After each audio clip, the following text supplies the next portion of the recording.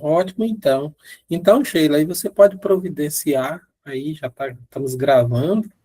Então, vamos para começar, eu quero dar o meu boa noite aí para nossa turma, que estão aqui, alguns eu vejo aqui na tela, com os nomes, Danilo, Eduardo, Reinan e tal, mas eu estendo como Adriana Bellens, é sempre muito presente nas atividades, nas questões e tal.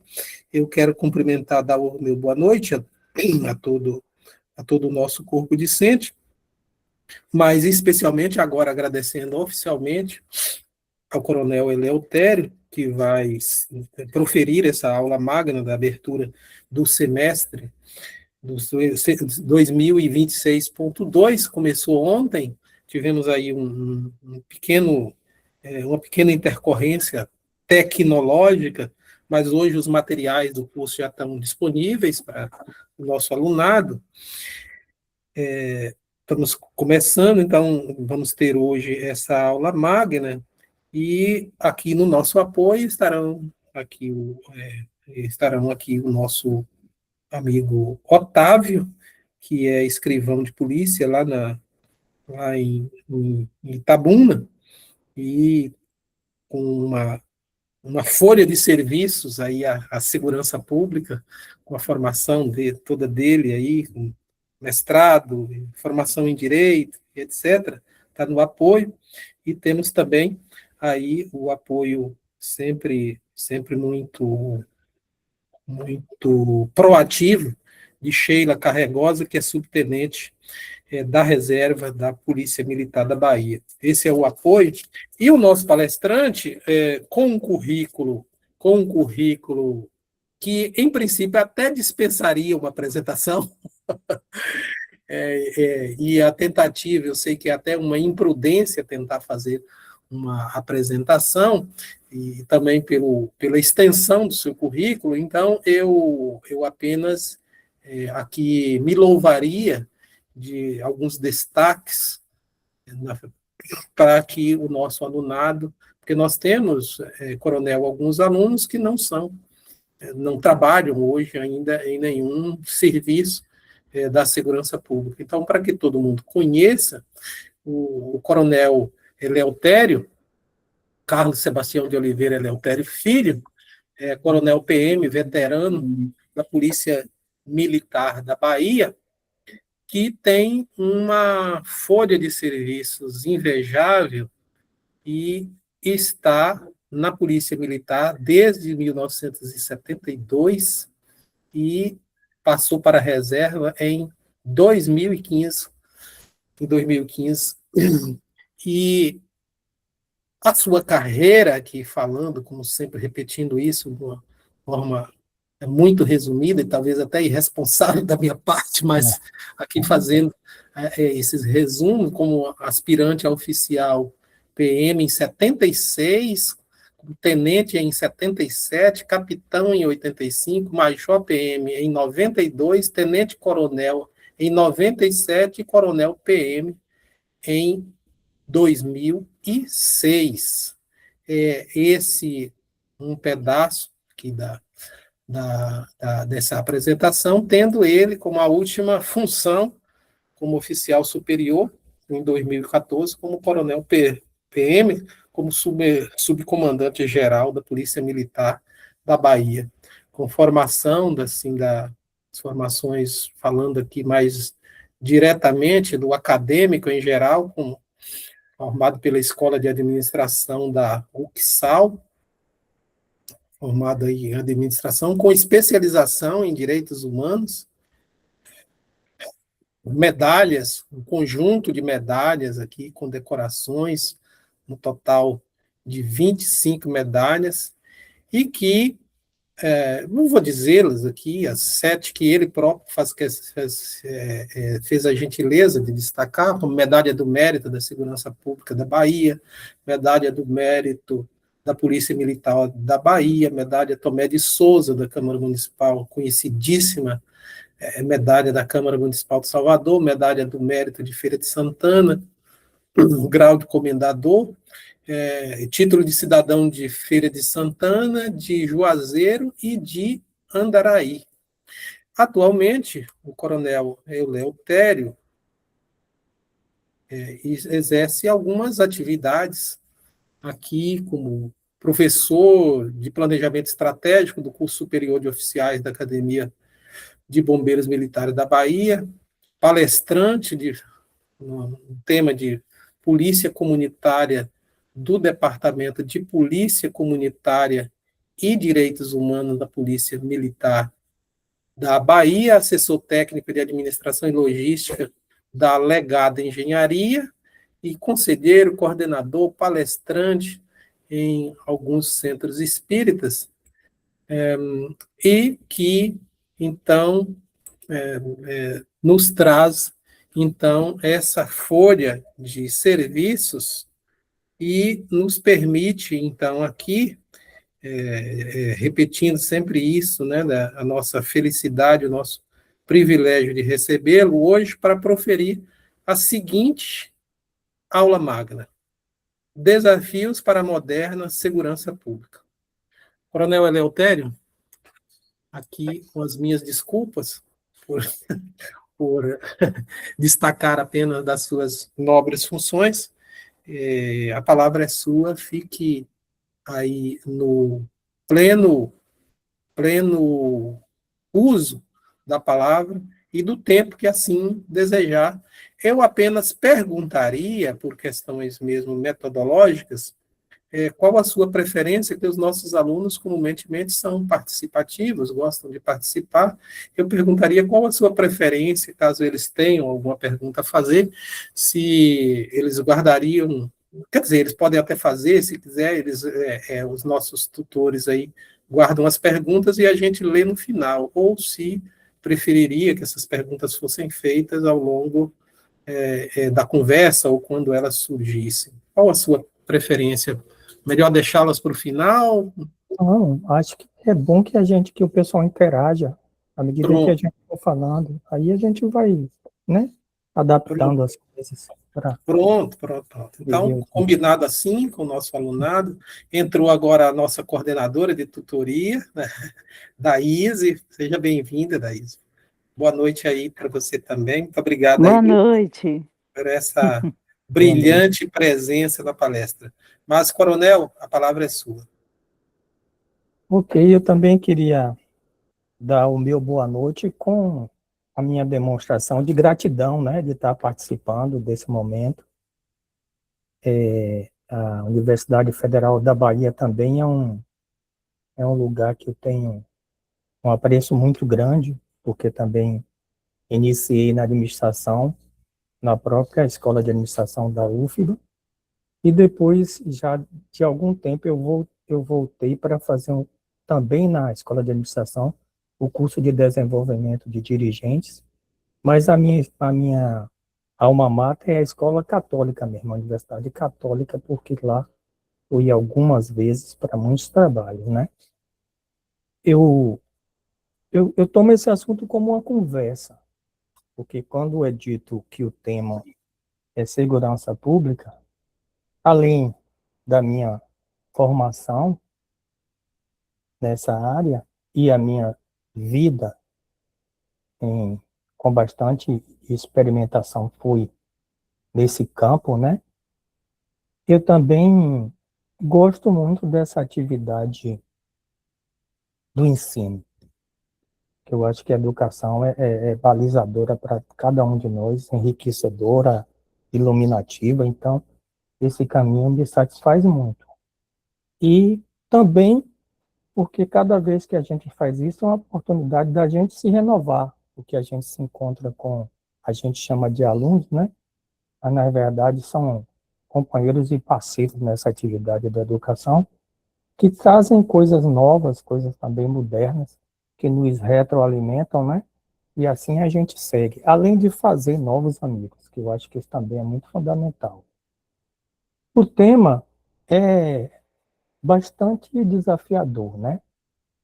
O nosso país tem um jeito muito particular de viver a segurança pública. A gente tem todo um caminho a percorrer. Eu até vou falar que eu gostaria de colocar uma exposição que eu fiz, e aí eu vou aqui comandar, mas se precisar de alguma coisa, eu peço aos universitários que me ajudem aí para que a apresentação chegue.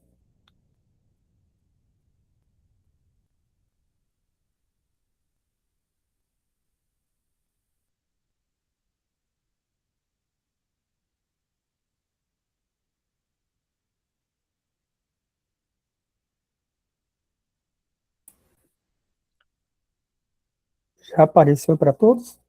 Pronto, pronto, está aparecendo. Você está apresentando. Pronto, está Aparece agora a Benefício apresentação. para mandar segurança pública. Pronto, está aparecendo, coronel. Quando a gente faz isso, normalmente a gente fica um tanto cego, né? Mas eu vou, eu vou tentar me organizar aqui. Queria cumprimentar a todos na,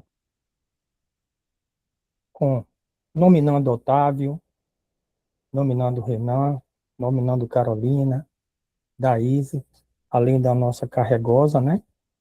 E o próprio professor Antônio, para dizer que a gente, além de pensar no título, ainda gostaríamos de que tivesse esse tom dos subtítulos, que assim, o que temos ao que queremos, porque esse tema é um tema sempre muito desejado, tá? E eu pensei em a gente pensar logo, neste nosso momento, do que estamos sendo na conta da segurança pública, mas também um olhar para mais adiante. E aí eu fiz essa pequena equação para a gente pensar. A nossa proposta, quando o momento é o do estudo acadêmico, nesse aspecto da segurança, é o dever ser, o ser, esse lugar onde nós estamos, e o devir, pensando nesse lugar onde nós, de alguma sorte, queremos que ele chegue, que ele se apresente, né? Pensando sempre nessa ideia de que nós estamos nessa constante transformação, nessa constante mudança de alguns significados, porque aquele velho brocádio que a gente tem mesmo de permanente é a mudança e a transformação, a segurança pública também está bem nesse patamar, como Heráclito de Éfeso nos ensinou desde lá de trás a pensar nesses termos, né? E aí eu digo assim, pensando nesse tema, a gente vai atrás da educação que transforma. A educação deve formar uma mente apta a organizar o conhecimento, em vez de apenas acumular dados. É crítica à divisão excessiva da ciência, e o que se propõe é um esforço pelo pensamento complexo para unir os saberes e se chegar concomitantemente à compreensão do todo e das partes, que é uma luta nossa hoje, nesse sentido. É um importante exercício para todos nós nos prepararmos para unir a cultura científica com as humanidades, experimentar condições humanas por meio da integração dos saberes, desenvolver a habilidade de ligar os problemas locais e globais, estimular a liberdade de duvidar e buscar soluções. Nesse caminho, a gente pensa ainda nas ideias filosóficas que depois vieram a chegar ao Estado e ao Estado moderno, em dizer que é o Estado que detém o uso legítimo da violência física para garantir a ordem e a paz social. De alguma sorte, ainda somos assim. Devendo, portanto, assumir a responsabilidade pela preservação da vida, a liberdade, a prosperidade dos indivíduos. A noção de segurança vai além do simples controle do crime. É bom a gente chamar bem a atenção, pois se relaciona com a ideia de bem-estar coletivo e garantia dos direitos fundamentais. Ocorre que a segurança deve ser entendida não apenas como repressão criminal, porque hoje em dia o que mais as pessoas buscam e exigem mesmo é que a segurança pública só seja essa coisa da repressão criminal. Mas o nosso modo de viver a segurança pública, e precisamos cada vez mais evoluir, vai em busca de um caráter mais multidimensional, o que significa que é a efetividade de um sistema de segurança que seja de grande articulação entre as forças policiais, o sistema de justiça, as políticas sociais e os mecanismos de participação comunitária. Nesse sentido, a segurança torna-se um campo transversal onde convergem saúde, educação, assistência social, urbanismo, entre outros. Função essencial do Estado moderno, vinculada ao monopólio da força e à proteção da cidadania, que são coisas bem que a gente pensar sobre isso. Consolidou-se a ideia de que o Estado detém o uso legítimo da força para garantir a ordem e a paz social, devendo, portanto, assumir a responsabilidade, e grande responsabilidade, pela preservação da vida, da liberdade, da propriedade dos indivíduos. A noção de segurança leva a gente à ideia do bem-estar coletivo e à garantia dos direitos fundamentais. E a gente precisa tanto disso, todos nós, em qualquer circunstância que a gente esteja. Deve ser entendida não apenas, né, naquele sistema, mas, sobretudo, como a efetividade de um sistema de segurança que busque articulação entre os vários atores dessa situação que envolve cada cidadão deste nosso país. E assim, a gente pensa numa segurança por um caminho mais elástico e até um tanto quanto prático, né? Do individual ao coletivo, um verdadeiro sentido do bem-estar. A segurança pública, quando analisada sob a ótica restrita, perde a essência democrática e cidadã. Cada dia mais a gente está pensando, mesmo do canto nosso, que é a segurança pública, uma, uma ideia de democracia e um status de cidadão para cada um de nós, que seja o da convivência, da boa e da melhor convivência. Porque se isso acontecesse, até para nós que somos profissionais de segurança pública, tudo estaria num patamar mais do que é o desejável. E é necessário concebê-la como um projeto coletivo de garantia de direito, mas tem ainda que pensar na inclusão, no pertencimento, na prevenção, na persuasão, e se tudo falhar, inevitavelmente na repressão, que seria o último, mas aquilo que também faz parte das nossas atuações. Como é isto? Como é que a gente pode pensar nisso assim de uma forma mais, né, palpável, mais palatável? A construção da segurança contemporânea exige superar visões reducionistas, simplistas, focadas unicamente nessa movimentação do aparato policial. A concepção moderna aponta uma segurança cidadã, baseada na prevenção de risco, no fortalecimento dos vínculos comunitários, na redução das desigualdades sociais, o que permitirá maior legitimidade das instituições e efetividade no combate à violência. Aí eu costumo perguntar a mim próprio e dividir com aqueles com quem eu tenho algum tipo de conexão. A segurança pública pode ser pensada como sistema, como estratégia de longo prazo, como projeto, como processo, como eficiência, como eficácia e mais, porque ela é um todo, articulado, é total. Não é uma junção de fragmentos. E a gente fica imaginando aqueles estudos de Edgar Morin, quando ele falava em um pequeno livreto, mas era a tônica do trabalho que ele fez e deixou para nós, essa ideia da gente estar sempre pensando no todo, nada separado, até a educação, Fred Mohan e os processos de ensino, ele preferia muito que eles fossem feitos de uma forma global, de uma forma total.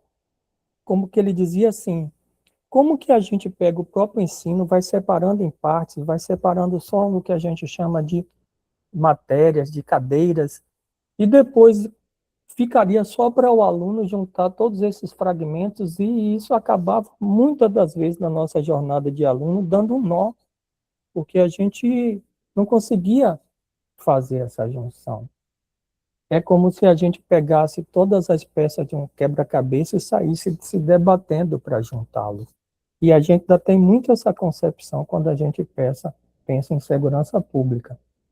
Eu faço uma figuração e divido com vocês, e gostaria que vocês também até se manifestassem acerca disso. Vou fazer essa figuração. Falo até que Otávio pode até me ajudar nessa situação. É a gente pensar em quando se vai fazer uma autópsia e vai pegar aquele corpo e vai repartir em tantas quantas são as partes que são necessárias para aquele momentâneo estudo, tá certo? Mas depois a gente tem que devolver à família e aqueles que estão aguardando isso, aquele corpo que está todo separado das partes, todo mutilado. Eu diria até que, se a gente pensasse bem, usando um termo que é comum a gente usar, um verdadeiro Frankenstein. Assim tem sido, de alguma sorte, a educação e os processos de ensino, mas assim também tem sido a segurança pública, porque é um emaranhado de muitos, cada um fazendo a sua parte e muitas vezes em dissintonia uns com os outros, embora cada um faça bem o seu papel, mas a gente sabe que vão ficando lacunas por conta dessa maneira de se fazer esse exercício da segurança pública. E aí, se a gente pensa que ela ficaria muito melhor se houvesse toda uma... Porque nós já temos a questão de ser um país federativo. A gente fica tentando fazer comparações com outros mundos, né? A gente olha para a Europa e normalmente eles são estados unitários. Então lá as coisas de alguma sorte acontecem mais nesse aspecto que a gente está falando, mais facilmente, porque, por exemplo, quem já visitou a Espanha e vê basicamente que a Espanha tem a Guarda Civil e a gente tem o Corpo Nacional de Polícia, e eles são bem, digamos assim, o limite de cada um é muito estabelecido, muito bem estabelecido. A gente sabe quando a gente está num território que é do Corpo Nacional de Polícia, e a gente sabe quando a gente está no território que é da Guarda Civil. E lá, por exemplo, na Espanha, que eu estou falando, tem as guardas municipais que são donas do seu território, enquanto cidades, vamos falar assim, cidades.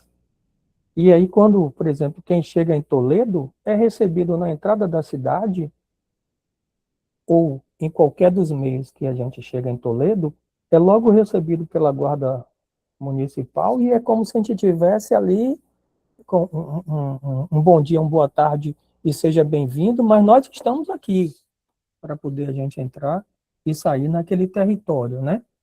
Quando a gente vai à França também, hoje, esses países já têm estado com mais questões que foram trazidas pelo terrorismo, mas, em regra, a gente encontra logo com a Gendarmerie, na França, vê o padrão como eles atuam, porque estão dentro de uma ligação própria, onde em todos os territórios eles vão estar e fazendo a sua atuação. A gente também chega em Portugal e vê que tem dois corpos de polícia muito bem delineados, e a instrução criminal é feita logo a partir do que a gente teria aqui um correspondente com, que seria nossas, digamos, delegacias. Então, tudo acaba ficando mais identificável quando a gente está num estado assim.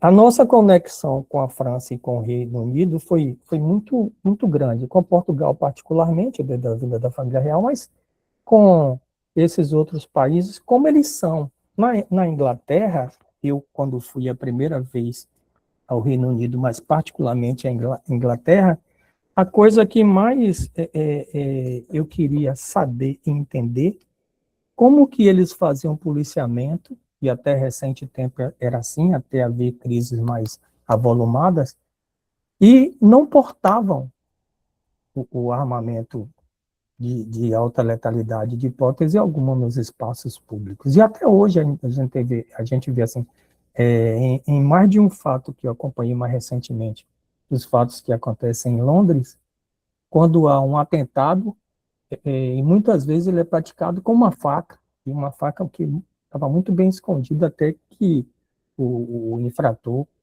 praticou o ato e chegou o seu desiderato. Então, mas nós herdamos, de alguma sorte, algo que veio de Portugal, mas sobretudo dos Estados Unidos. Porque os Estados Unidos, passando do Reino Unido para os Estados Unidos, e com aquela ideia de ocupar o espaço existente entre o Oceano Atlântico e o Pacífico, eles criaram uma cultura onde cada um defendia efetivamente e por si mesmo o seu próprio espaço. E com isso eles criaram esse conceito muito direto de que precisava todo mundo. Aqui a gente costumou até chamar de Velho Oeste, né? Assim, todo mundo está armado, todo mundo se defendendo. Quem chega hoje nos Estados Unidos, é comum chegar até num ambiente de um restaurante, sentar numa mesa para fazer uma refeição, e chega outras tantas pessoas armadas. Eu já vi pessoas armadas de fuzil, e assim, a gente fica até um pouco no mal-estar, porque isso foge um pouco. Mas aí isso aqui também chegou para a gente, de que a gente poderia ter arma, ter munição, para defender o nosso próprio espaço territorial, a nossa própria propriedade. Até recente tempo, era isso que vigorava, até vi um novo código de armamento que mudou um pouco esse conceito, mas era assim que acontecia. Aí, em algum instante, por conta dessa formulação nossa, algo se perdeu. E a gente hoje trata de números desse conceito de segurança pública enormes. Números assim assustadores. Eu peguei, vocês estão vendo esse meu slide que trata da segurança pública, mas já diretamente dito para 2026, né? 40.775 mortes violentas intencionais. E isso ele diz que é 2026, já fazendo algumas paradas, mas esse número aí em particular está se referindo ainda a 2025. É muito grande, gente. É muito grande a gente pensar nessa quantidade de homicídios. Mas o que mais chama a atenção nessa primeira folha que eu peguei, só para a gente ter uma ideia, é o quanto tem cidades nossas, especificamente na Bahia, entre essas 10 cidades. E aí está terras que a gente tem assim adoração, como é o caso de Porto Seguro, de Simões Filho aqui de junto da gente, Jiquié e o próprio Juazeiro. Então, há algo aqui que a gente está lutando muito, é uma luta muito grande e às vezes até em glória quando a gente vê publicar o Anuário Nacional da Violência e a gente perceber que nós estamos lá com 4, 5 cidades e isso vem se repetindo e não é da agora não. Nem também é uma coisa assim, é do governo da agora, não era o de antes, não. A gente vem num crescendo para o Brasil e num crescendo para a Bahia, que tem sido sempre, tem estado sempre ali no limiar do segundo lugar, nesse patamar. E aí, por conta dessa questão que a gente está falando, que são das mortes violentas intencionais, as outras questões estão sem poder, por conta da força desse dado, a gente não está descontinuando assim a quantidade de carros que são roubados ou furtados. Celular é um absurdo, celular é um absurdo. A gente não encontra parâmetros em outros lugares do mundo nessa questão dos celulares, porque quando a gente vê um número como esse, entre roubos e furtos, 308.723 celulares roubados, né? E quando a gente vê a questão de ano, e quando a gente bota num patamar maior, a gente consegue ver que foram números, assim, 830.800 celulares nessa questão. Hoje em dia é difícil a gente encontrar uma pessoa das nossas famílias que não tenha sido, em algum instante, tenham perdido, entre aspas, o celular por ser vítima ou de um roubo ou de um furto. E aí o mesmo vai para carro, hoje em dia até das residências, né? Zygmunt Bauman chamou muita atenção quando começou esse movimento, que ele foi o primeiro a chamar a atenção nesse tempo mais próximo da gente, que os condomínios passariam a ser um refúgio tal, onde seria o único lugar que a gente ia viver. E ele chegou a imaginar que seria assim, tipo um clube, que a gente estaria indo o mais protegido possível que a gente conseguisse para o nosso trabalho e voltando o mais rápido possível para o nosso condomínio, e nele a gente ia ficar incrustado ali, vivendo só ali por temor de aproveitar o que tem de mais essencial para a gente, que era aproveitar o espaço público, o espaço da convivência, o espaço da vivência entre as pessoas, e que a gente precisaria caminhar. Os outros registros também são alarmantes, né? E eu falo que são alarmantes, e mais alarmante é a luta que tem os profissionais de segurança pública para mantê-lo nesse patamar. Quem olha de fora diz que é um absurdo. Quem está bem metido nessa situação, estes padecem, e padecem muito, os profissionais de segurança pública, porque são os primeiros a serem olhados, sobretudo aqueles que trabalham na linha de frente, na ostensividade, sobretudo aqueles que recebem em seus trabalhos as consequências disso para poder darem conta com o inquérito policial, né? Aqueles que trabalham com o que a gente chama, né, de polícia técnica ou polícia científica, para dar conta de quantas coisas acontecem. E nas cidades maiores é mais simples, mas nas cidades do interior, ou no lugar mais afastado, como é que se faz para chegar a esses lugares, para coisas que são tão absurdas que a gente antigamente só ouvia falar que existisse nas maiores cidades do país. Agora tornou-se, isso está se assim, normalizando até em povoados, o que está deixando a gente com a preocupação ainda dobrada e aumentando, de alguma sorte, a questão. O sistema prisional, a gente saber que a gente beira, numa conta simples, a 1 milhão de pessoas presas, mas mais difícil é saber os quantos que não estão nem chegando por causa dessa superlotação. E os mecanismos que estão sendo utilizados até para desbastar um pouco a chegada daqueles que são infratores por esses crimes mais severos e até hediondos, né? E até a natureza desses crimes, que a gente pensa que haverá que ter um conserto melhor entre a justiça, a nossa vida de cidadão comum e os fatos que têm sido anunciados e exemplificados como condições de criminalidade, porque ele vai ter necessariamente, professor, se tiver alguma questão, alguma coisa, pode me falar, viu? Porque eu não estou vendo, e aí pode me tocar que eu respondo ou Tá atendo, bem, viu? tá bem, tá bem. Nós estamos aí com o Otávio e Sheila tomando conta, eu também estou Ah, acompanhando aqui. Parece que entrou alguma coisa, um comentário, Sim, né? sim, professor. Coronel Tarcísio está perguntando: essas mortes violentas, elas estão, na maioria, dentro das próprias facções ou não? Distingue um público-alvo? distingue um público-alvo bem distinto mesmo, tá? hoje há muita ação feita por essas facções e é uma coisa que está intimidando o próprio cidadão brasileiro e as próprias autoridades nesse sentido, porque está virando um corpo a corpo para poder dar conta delas.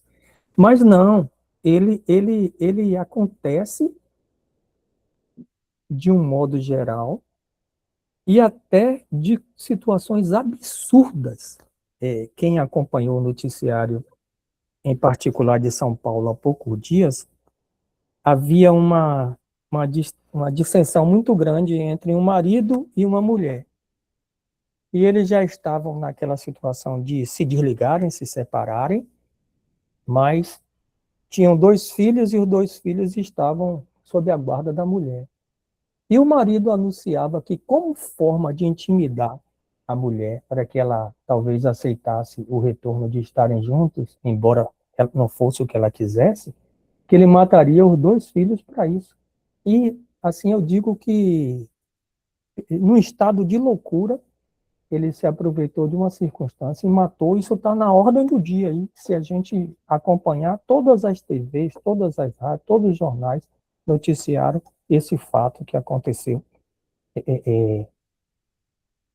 Que é para dizer assim, gente, é inimaginável que a pessoa imaginar que isso seria uma intimidação, sem imaginar ou perceber o quanto digamos assim, da consequência que se daria por conta disso. Então, mas é certo que a gente está vivendo um desassossego por essa questão dos embates do sistema de segurança e defesa pública com essas facções e também o domínio dos territórios que eles estão cada vez mais conseguindo, apesar de toda a luta, apesar de toda a resistência, apesar de todas as fórmulas novas que têm se buscado, por conta da força da organização deles e porque eles entraram para valer no próprio sistema econômico e financeiro, eles têm uma garantia em valores que faz com que eles hoje enfrentem mesmo o Estado.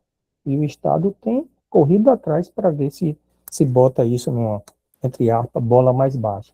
Agradeço a sua pergunta, viu, Tarcísio, mas essa aqui é a grande verdade. A gente tem que estar pensando que a grande maioria, infelizmente, ainda acontece no dia a dia. É inimaginável, para quem trabalha com segurança pública, dizer assim, eu fui policial de rua e eu fui comandante de companhia, fui comandante de batalhão, eu fui comandante de comando regional, e eu nunca consegui que alguém me desse uma explicação razoável que parte significativa dos homicídios que acontecem no Brasil, e particularmente aqui na Bahia, acontecem no sábado de Aleluia, o dia seguinte ao da sexta-feira da Semana Santa.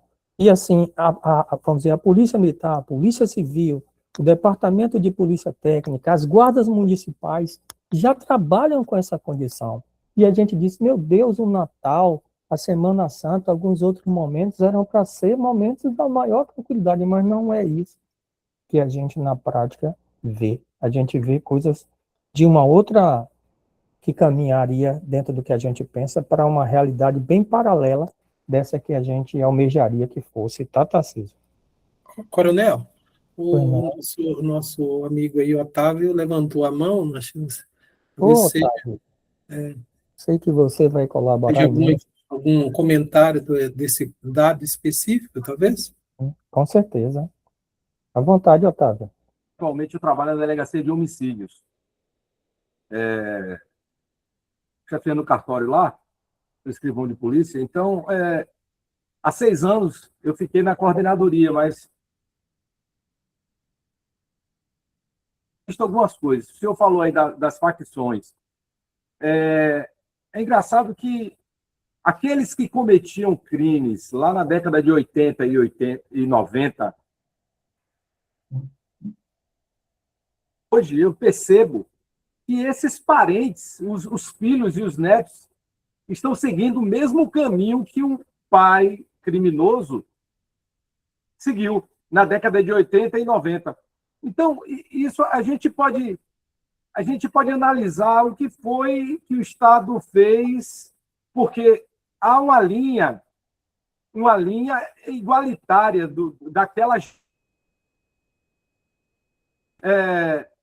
A semana passada eu estava num depoimento ouvindo uma testemunha. O autor do crime, né, do homicídio, teria sido um neto de um na década de 90. Então, a pergunta que surge é assim, o que foi que o Estado fez para que, né, pudesse, sei lá, mudar essa situação? E aí eu lembro que o senhor falou aí na sua palestra a questão que a segurança pública depende de outros fatores individual. E aí a gente vê a questão da educação, a gente vê a questão da saúde, e a gente vê... E aí eu queria saber a opinião do senhor. O Estado cumpriu com os requisitos para que esses números, né, aumentassem ou não? Otávio, eu não tenho dúvida de que é mesmo uma questão de Estado e de política pública, tá?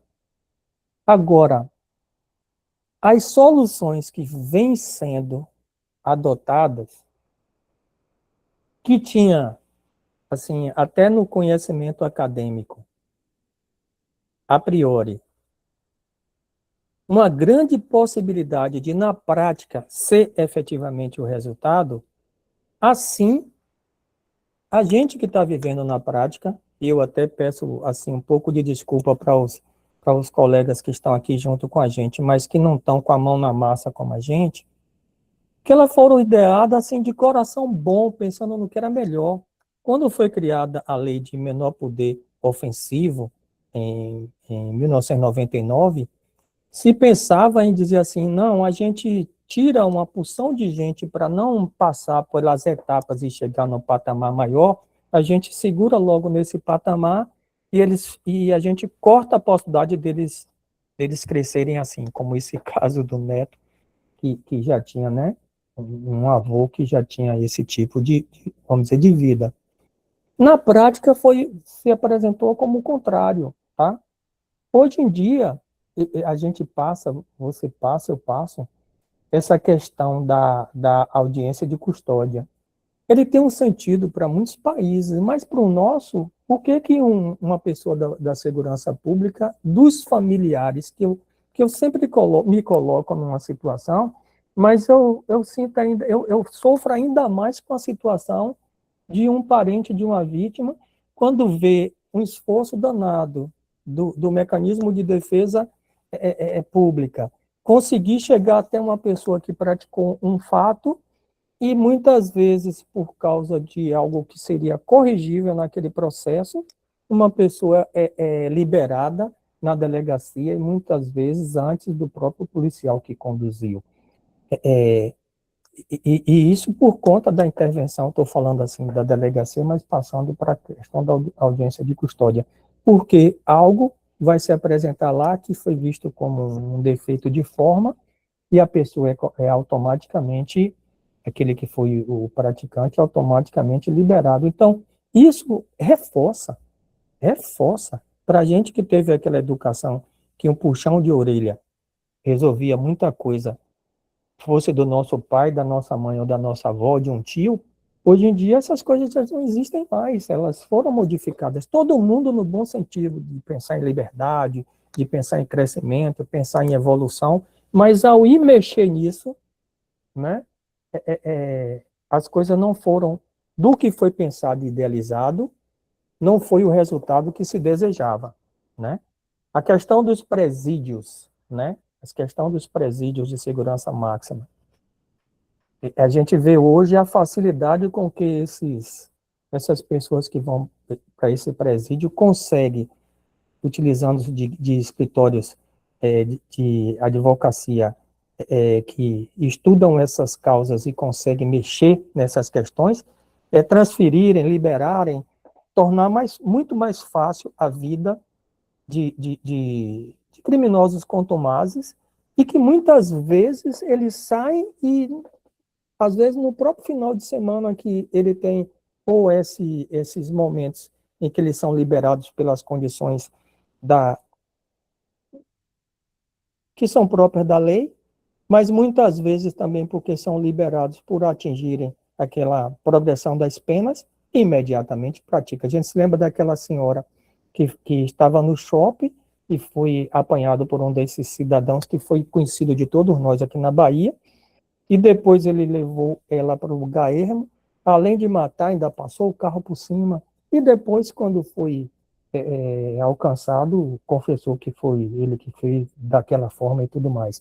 Então, eu digo que assim, Otávio, eu não quero passar a guilhotina a dizer fizeram a coisa que era errada, não. No partido do pressuposto que ia ser isso. Partido do seu pressuposto está pensando algo melhor, porque tem os direitos humanos amparando dentro do que é necessário. Tem a nossa própria evolução em termos de educação, de muita coisa, nesse afã. Mas muitas vezes querer fazer o bem tem que ser muito bem pensado, porque muitas vezes o resultado é adverso. E a gente tem passado muito isso, né? A gente tem vivido muito isso. Eu digo, não sei quantos conhecem, mas Andaraí fica na Chapada Diamantina, e é um lugar relativamente pequeno por número da nossa cidade hoje, que tem menos de 15 mil habitantes. E é com muita facilidade que meninos de Andaraí vão para São Paulo, Rio de Janeiro. De lá, ao chegar lá, ingressam nesses segmentos que hoje a gente está chamando de facções, fazem as suas proezas por lá, depois dão um pinote em Andaraí. E como a gente está falando que há uma dependência assim, de informações, de circulação dos fatos para que as pessoas saibam, eles ficam abrigados em Andaraí até alguém descobrir que ele aprontou alguma coisa em São Paulo e está sendo procurado. Então, isso tem fugido, às vezes, do nosso dia a dia, porque antes não pensava assim, as famílias não pensavam assim, as pessoas do lugar não pensavam assim. Então, de alguma sorte, isso está complicando. E é para isso que nós temos que nos resignar e procurar outros caminhos melhores, né? Porque há muita coisa sendo bem feita, mas essas são aquelas que atingem a gente, né? Que machucam. Ok, Otávio? Obrigado pela sua contribuição. E esteja à vontade, viu, para aumentar naquilo que quiser tocar, sabe? Pronto. Eu vou entrar agora. Coronel, Pois não. tem Pode falar. uma questão de Danilo Santana no chat. Posso ler? Pode sim. Numa sociedade de classe racializada, a segurança pública, na prática, acaba sendo um dispositivo de representação e controle de pobres e pretos. Considerando o massacre de pobres pretos favelados em São Paulo e o índice altíssimo de jovens negros, o que muitos estudiosos associam a uma necropolítica, o que falta para a segurança pública via ser antirracista e compreender que corpos pretos marginalizados precisam ter como fim do sistema de segurança a proteção e não a morte? Para se ter uma ideia mais concreta, em 2024, pessoas negras foram 77% das vítimas de homicídio no Brasil, e entre as mortes provocadas por policiais, o perfil também é fortemente racializado. Em 2022, 83% dos mortos pela polícia eram negros e 76% tinham entre 12 e 29 anos. Olha, essa é uma pergunta importantíssima. É uma pergunta que toca no momento e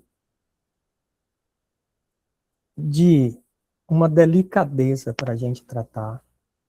Porque, assim, nós somos filhos de todas essas circunstâncias que esses dados refletem. todos nós, pela nossa origem. Hoje em dia, no nosso país, é muito difícil a gente tratar desse assunto e, e não entender que quase todos nós, tirando uma pequena minoria, também somos pertencentes a esses que são algozes para essa situação, mesmo que sejam policiais que pratiquem, agente da segurança que pratique algo em desacordo com o que aprendeu e estudou e deveria praticar, mas nós somos nós também aqueles que somos vítimas, porque todos nós somos, de alguma sorte, descendentes ou dos povos originários daqui, ou somos descendentes dos que viemos da África, e somos também descendentes daqueles que vieram, digamos, da Europa. Então, a nossa situação, muitas das vezes, é mais complexa quando a gente olha só por um viés. E hoje, o estudo científico e acadêmico está buscando trabalhar no desenvolvimento consciencial dessa questão. E isso já tem modificado a forma de ver, porque a forma de ver, o lugar que a gente está, o nosso ponto de vista, ele é facilitador da gente ter alguma compreensão sobre os nossos próprios processos. A verdade é que esse processo é nosso, ele é de todos nós. Ele tem que ser melhorado e ressignificado. Como? Primeiro, a gente entendendo o que somos e de onde viemos. E por que que nós adquirimos determinados comportamentos que hoje estão no prato da mesa. Aqui na Bahia, eu tenho um amigo pessoal chamado acadêmico da UFBA, doutor, mas que ele é conhecido como Rei Zulu.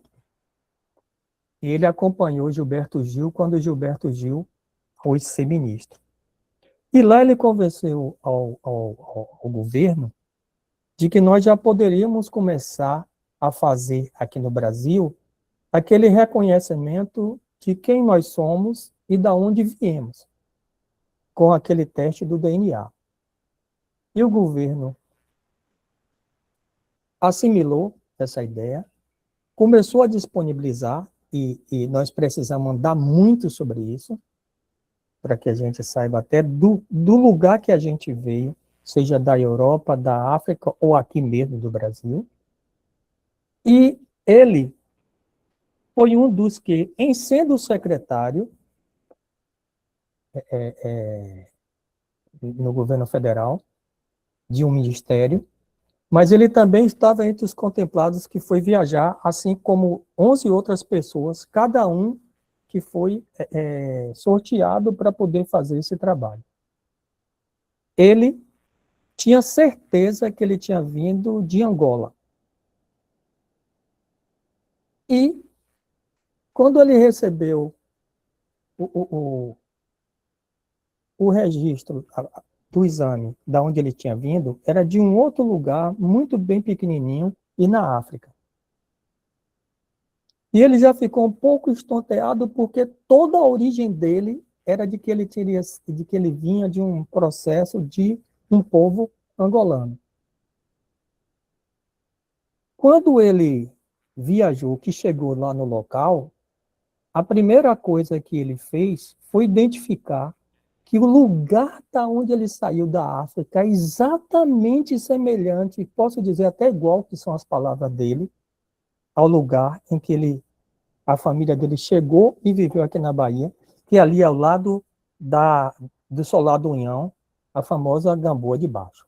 A mesma caracterização lá tinha aqui. Então, isso tem um porquê. A outra coisa que ele foi, ao estar com o próprio rei desse lugar dele, que era pequenininho, ele fez essa questão. Por que desse nascedouro lá na África dessas questões? E aí o rei disse assim, me dê 24 horas para poder eu lhe dar essa resposta. Aí ele disse, tá bem, eu aguardo. Aí, o dia seguinte, ele disse, eu não me esqueci da pergunta que eu fiz. Ele disse, eu não esqueci da resposta que eu tinha lhe dar, mas isso está. A gente pega esse programa na internet e vocês podem assistir, é cerca assim, de uns 40 minutos de um documentário maravilhosíssimo.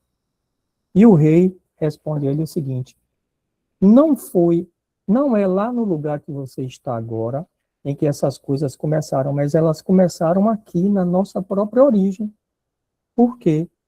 Daqui saíam homens e mulheres escravizados, mas eram primeiro escravizados aqui mesmo. Aí depois ele falou assim,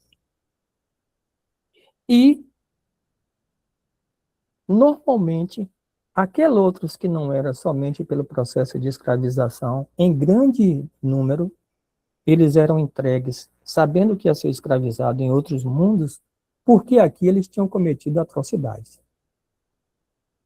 Aí, quando ele voltou para aqui, ele continua trabalhando com isso, ele disse assim, gente, como eu fui ver o quanto essa coisa está interligada e como aqui internamente a gente tem que pensar sobre esses processos, de ver todas as nossas origens, entender da onde vem essa questão, que é o trabalho hoje muito grande da segurança enquanto ciência, para que a gente possa saber por que nós ainda estamos metidos nesse processo. Mas é claro que quem vai melhorar isso é, indubitavelmente, a educação. A educação de uma forma geral. A educação para o cidadão como um todo, e depois quando ele se torna profissional de alguma coisa. E se esse profissional de alguma coisa tem o poder de algumas ações, esse daí é que deve ser muito mais melhorado, purificado no seu processo, para que ele não reproduza coisas que às vezes são até inconscientes dele próprio, do seu passado, dos seus antepassados. Então, isso é sério. Eu proponho que a gente, eu proponho que agora o curso que está iniciando veja assim a profundidade dessa questão e assim a diplomacia que eu estou buscando para essa resposta, porque eu não quero que a gente seja somente os algozes, mas também não quero que a gente seja só as vítimas, que há um meio termo a ser estudado que pode ser muito significativo para todos nós, viu?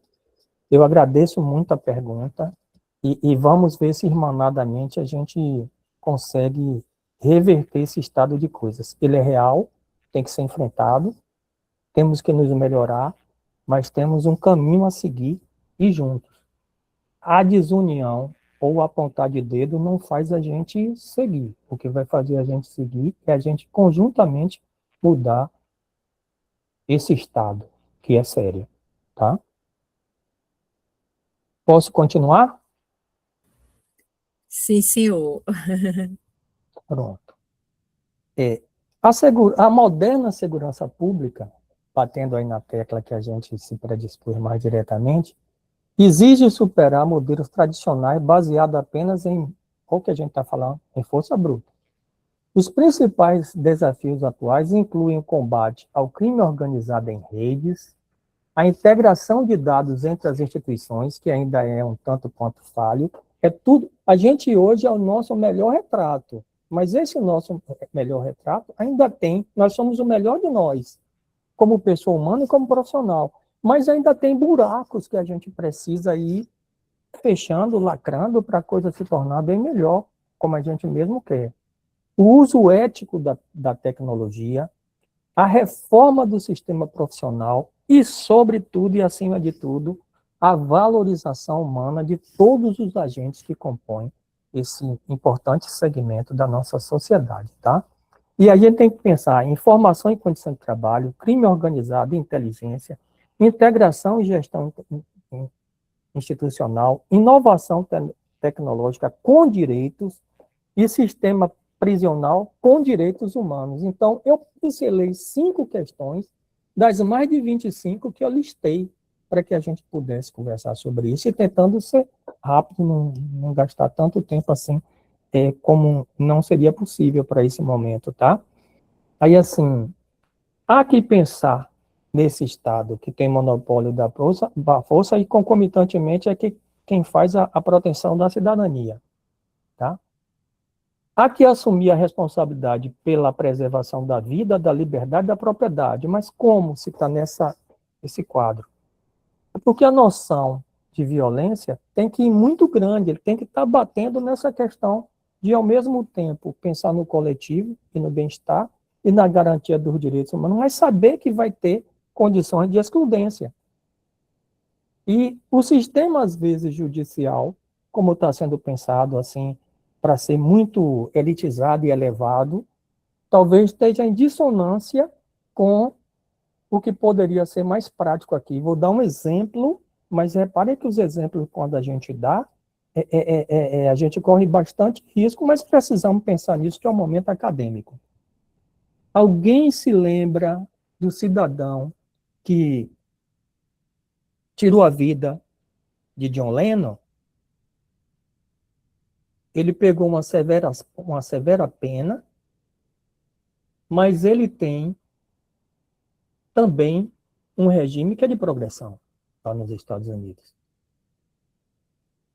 E do mesmo modo que acontece aqui, que tem um conselho que analisa essas situações, lá também, a cada 5 anos, a pessoa chegou o tempo de adquirir, vamos dizer, a sua liberdade condicional, mas ele tem que estar julgado e apto para poder chegar àquela situação.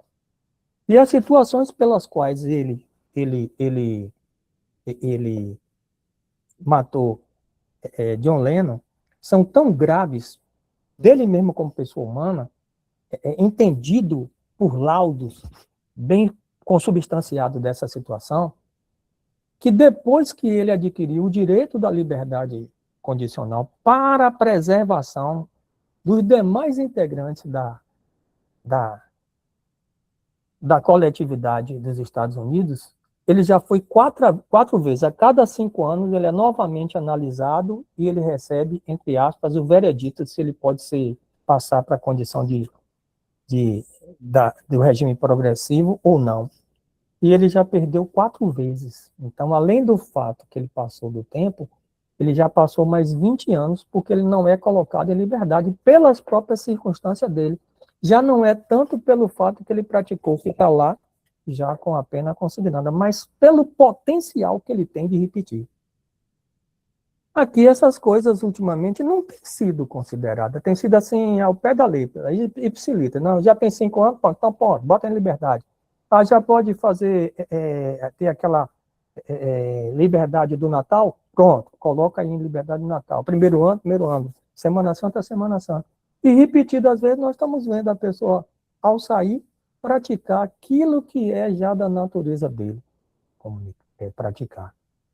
A gente tem que crescer. Não estou dizendo isso como crítica e nem botando a corda no pescoço de cada um de nós, sobretudo aqueles que gostam desse assunto, não. Eu estou dizendo assim, se a gente reconhece as falhas, independente do quanto a gente tem feito de bom, é uma grande possibilidade da gente fazer arranjos, permutações, consertos, e aí crescer e melhorar, tá? Deve ser, a segurança deve ser, assim, sempre tida como uma coisa de pensamento e estudo muito eclético.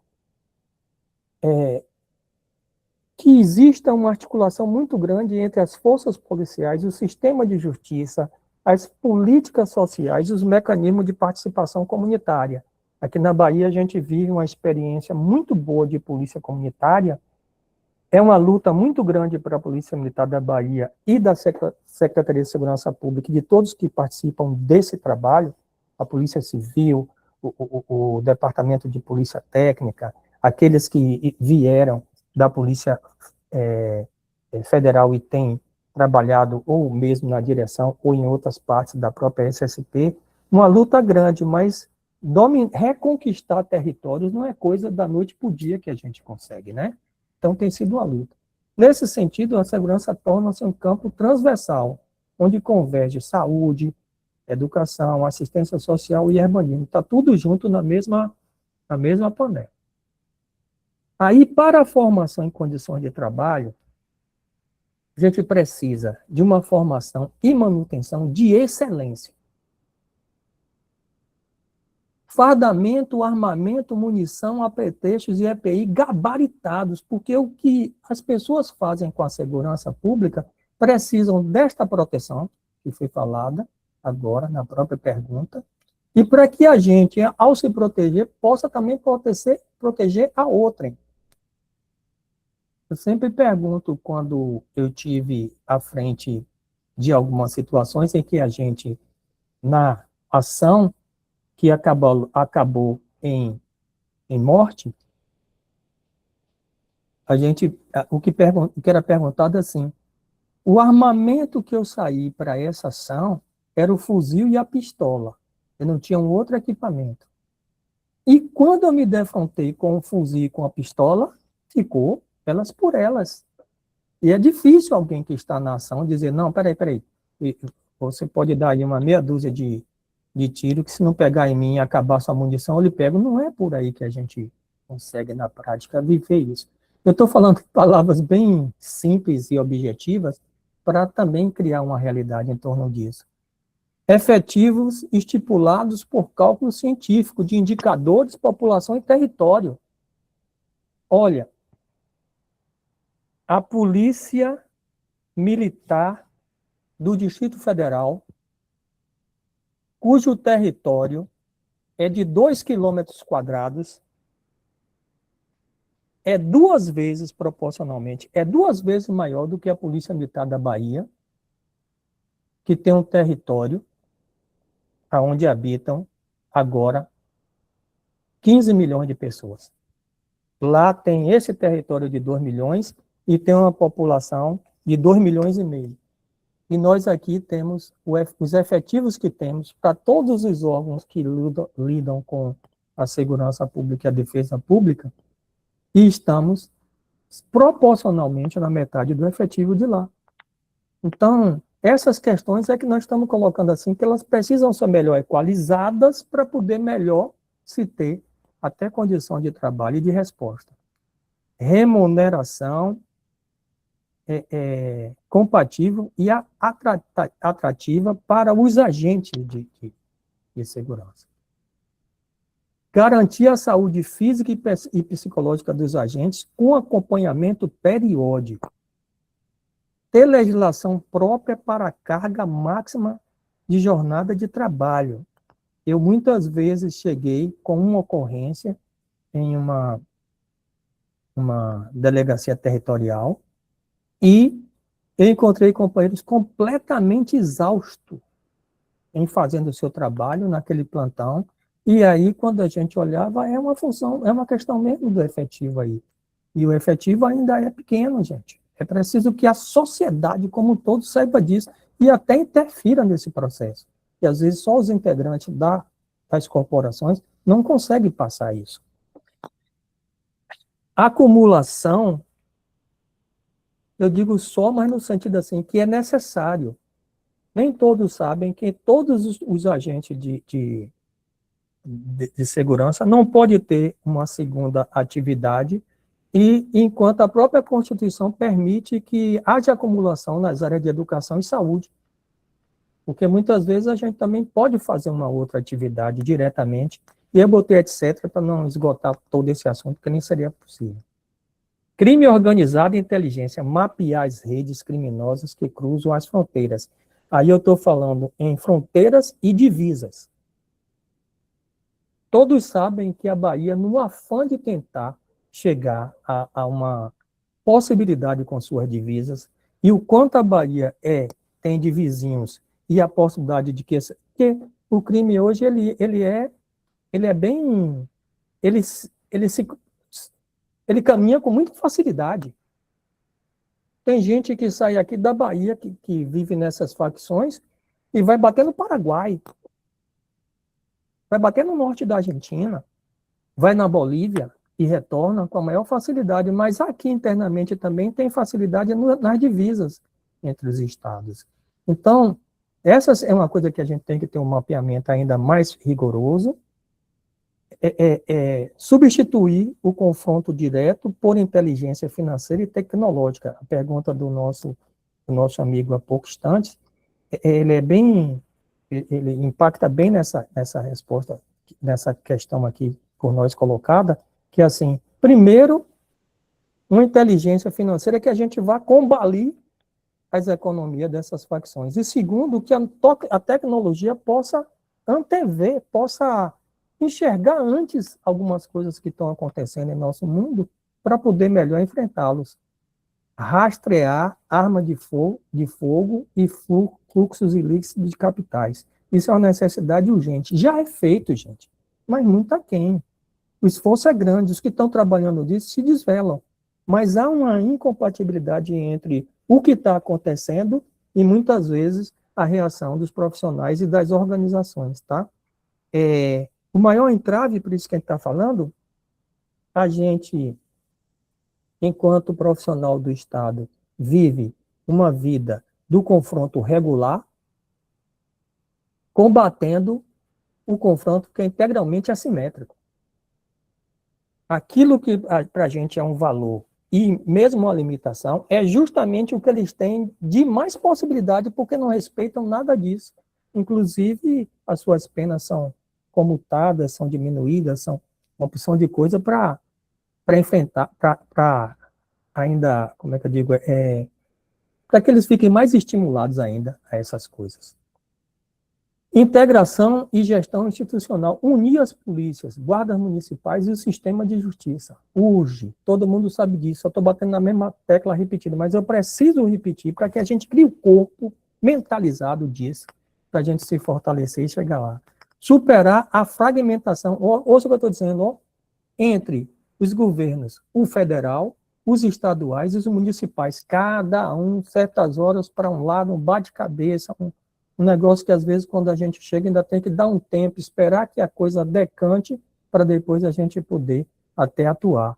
Substituir ações isoladas por políticas de estados e duradouras, se possível até permanente, porque isso é da nossa necessidade.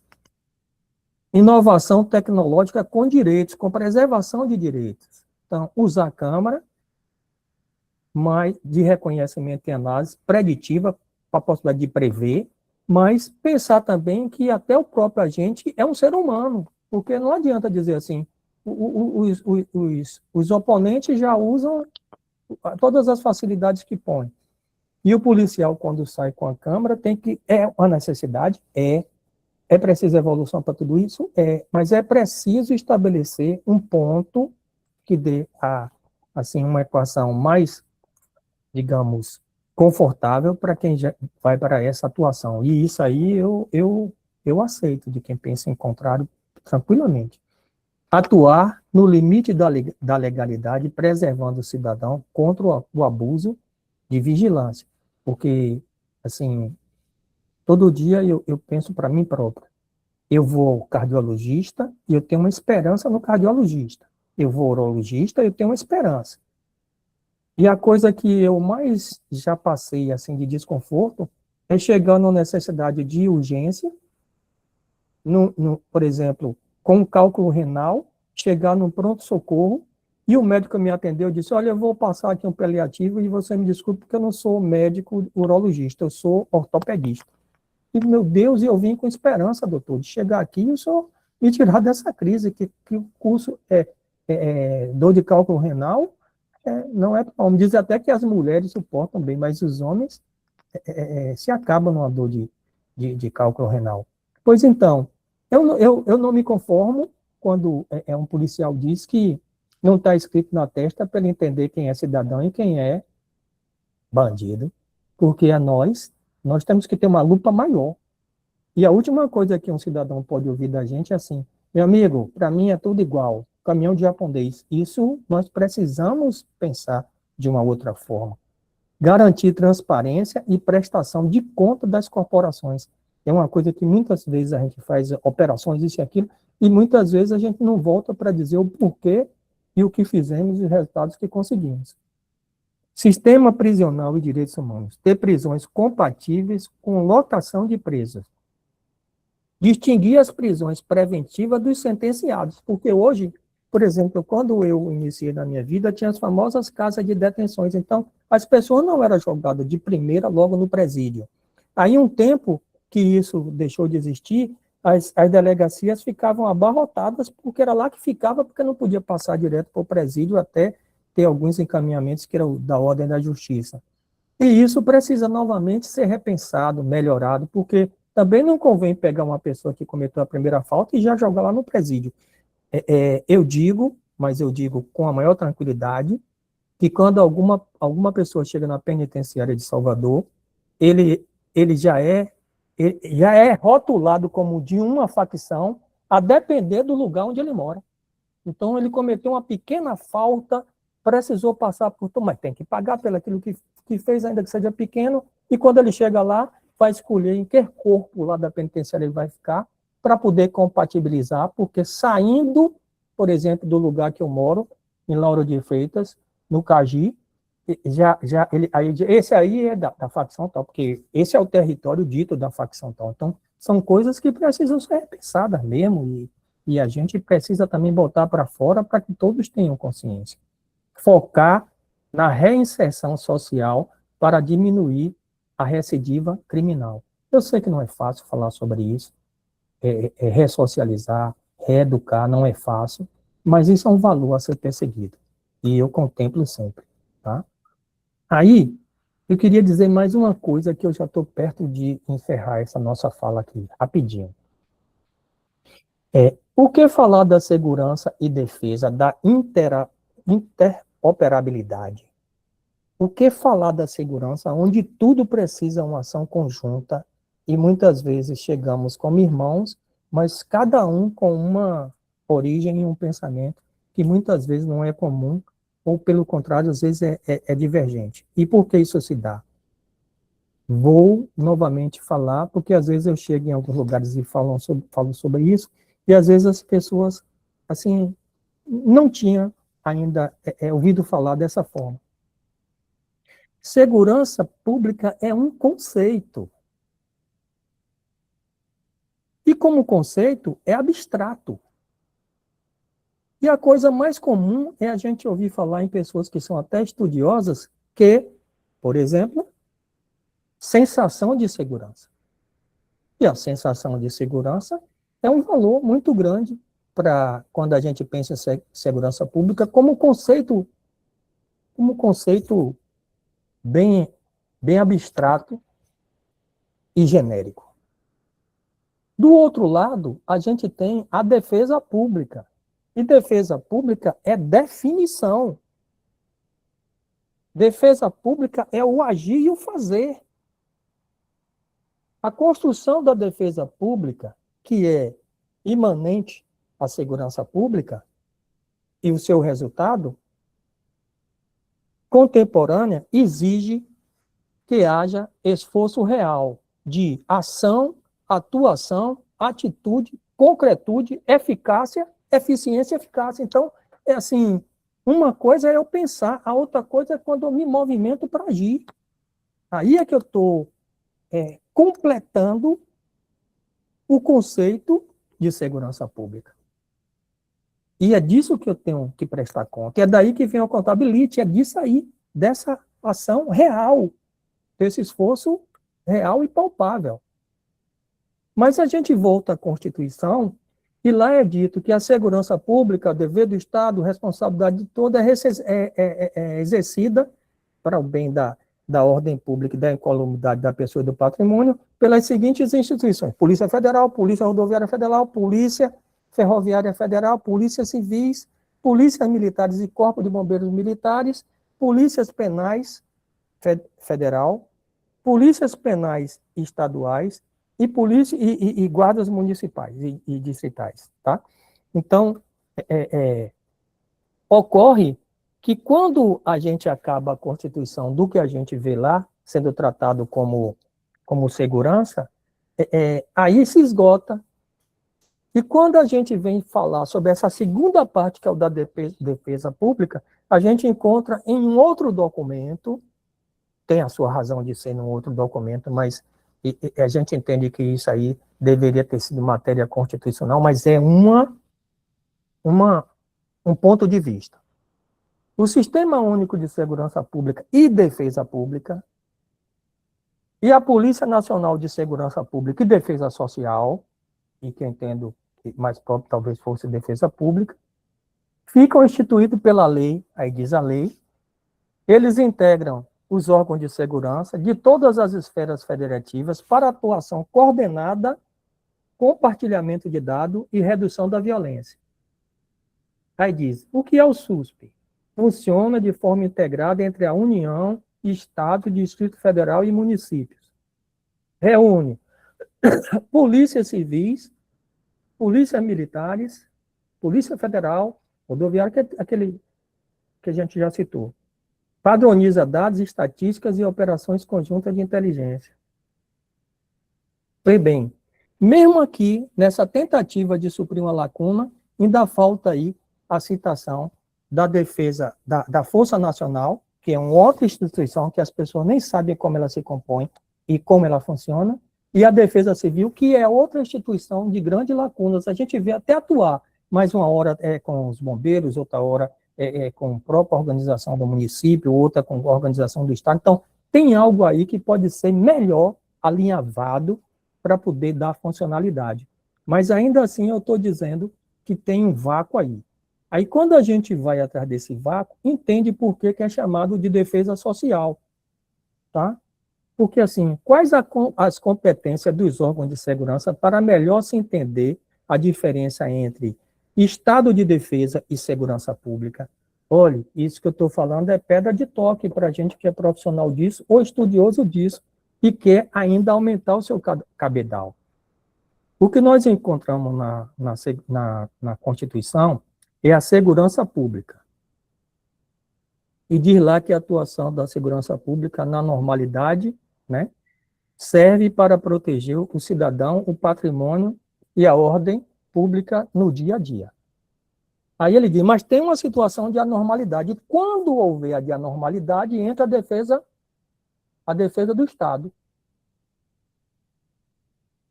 Então, nós temos um patamar que está previsto para ser de normalidade e um outro patamar que é para um instante da anormalidade. Aí tem assim, decretação exclusiva do presidente da República serve para preservar ou restabelecer a ordem pública em locais restritos e determinados, atingido por grave instabilidade institucional ou calamidades naturais de grandes proporções. Permite a restrição temporária dos direitos com sigilo, como o sigilo de correspondência e direito de reunião. Aí, pronto. Então, a gente vê que tem um extremo e tem um outro extremo, e no meio foi chamado de defesa social. Defesa social é algo que está para atender circunstancialmente algo que é a execução propriamente dita da segurança pública. Então, é uma lacuna ainda, a nossa Constituição é pequeno ainda o tempo dela para as grandes constituições de tempo de vida, hoje em dia, e com certeza, aos poucos, ela vai sendo aprimorada, tá? Eu queria, então, concluir com essa nossa fala, e estou aberto ainda para as questões que possam ser feitas, para dizer assim, conclusão, segurança e defesa. Olha que eu estou levando para o patamar da segurança e defesa, da segurança pública e da defesa pública, e entre elas duas, a defesa social, como está ali definida no estado de defesa, e a diferença para defesa social ou defesa pública. O que nós temos mesmo, todos, enquanto cidadãos desse país e dessa Bahia e dessa cidade de Salvador, e eu que sou aqui de Lauro de Freitas, é estarmos irmanados e unidos, porque separados, e como lá falou Edgar Morin, cada um para um lado, fragmentado, para depois montar o Frankenstein, fica mais difícil a gente chegar lá. O bem-estar coletivo é uma condição em que a sociedade garante qualidade de vida, segurança, justiça, direito básico para todas as pessoas. Esse conceito vai além do ganho individual e foca na harmonia, no apoio mútuo, na união de várias pessoas com interesses ou objetivos comuns. E são pilares do bem-estar coletivo, esses que todos nós alvejamos efetivamente. Acesso a direitos, saúde, educação, moradia, trabalho para todos. Igualdade, redução das diferenças sociais e financeiras. Pertencimento, centro de respeito, união e solidariedade entre os cidadãos. Papel do Estado, labutar com as leis e as políticas públicas com igualdade e equidade. Liberdade, a gente tem uma noção muito grande aqui, já. Aí a gente ainda não passou para os outros patamares devidamente, né? Porque muita coisa ainda tem que ser efetivamente normatizado, virar norma, virar lei, virar todo um estamento que é necessário para a gente seguir. Aí eu vou só retornar bem rapidinho para uma figuração que eu botei aqui, para a gente perceber que não há como a gente seguir se, quando a gente pensar em igualdade e até mesmo em liberdade, se não existir equidade. Todos os companheiros estão vendo esse quadrinho que eu estou colocando aí, tá? Estão vendo 2 bancos e as pessoas olhando para um jogo que é de beisebol. Todos nós fomos criados, e eu estou falando aqui sabendo que esse ambiente não é tão próprio para o que eu vou falar, porque nós já estamos em outro patamar. Mas a gente luta muito por igualdade, né? Só que igualdade tem um outro meio termo de igual importância que a gente pode ver aí. No primeiro está bem delineado a igualdade. Aí tem o cidadão que é o mais alto no banco, que é igual ao outro banco, que é igual ao outro banco. Eles perceberam que aqui a igualdade, como de alguma sorte também a liberdade se apresenta assim, não era o suficiente. Algo mais tinha que acontecer para que a gente pudesse ter isso que veio a ser igualdade com equidade. Eles mesmos chegaram a um acordo que, para que nós estivéssemos com equidade e com igualdade, não era daquele jeito que deviam estar dispostos aqueles 3 bancos. Então, o que podia ver por si só, sem precisar banquinho, ficou sozinho. O do meio também que via ficou sozinho. E ambos cederam 2 banquinhos para aquele que era o menorzinho e que jamais conseguiria ver. Isso, em parte, é aquilo que um agente de segurança ou de defesa pública, que é a ação propriamente dita, quando a gente se defronta com o cidadão na rua. A gente encontra as pessoas já nessa situação de desigualdade e num clamor que a gente tem que resolver. E quando as coisas começam errado, terminam às vezes errado. Seria tudo melhor se a conformação fosse essa, que engloba aqui o pensamento da igualdade com equidade, tá? Assim, eu agradeço por esse momento e estou à disposição, viu, professor? Viu, Carregosa? Desde quem tiver que fazer alguma intermediação para que eu possa ainda dirimir qualquer das dúvidas que a gente possa ter, tá? Coronel Carlos Eleutério, muitíssimo obrigado aí por esta estatisticamente bem informada, e muito artisticamente, eloquentemente proferida aula magna nesse início de 2022.2. Não poderia ser melhor todas essas referências diretas, indiretas, de formas as mais variadas, algumas muito simbólicas, como essa última, essa construção inteligentíssima, muito bem representada desse conceito aristotélico de igualdade, né? Aí quase como sempre, né, a filosofia presente nas nossas vidas, quando Aristóteles vai dizer que aquilo que confere sentido e que permite que uma sociedade humana subsista é essa aspiração e a garantia de que todos nós seremos tratados de maneira igual. Mas é o próprio Aristóteles que vai nos dizer que a igualdade tem que ser concebida no contexto em que as figuras estão vivendo.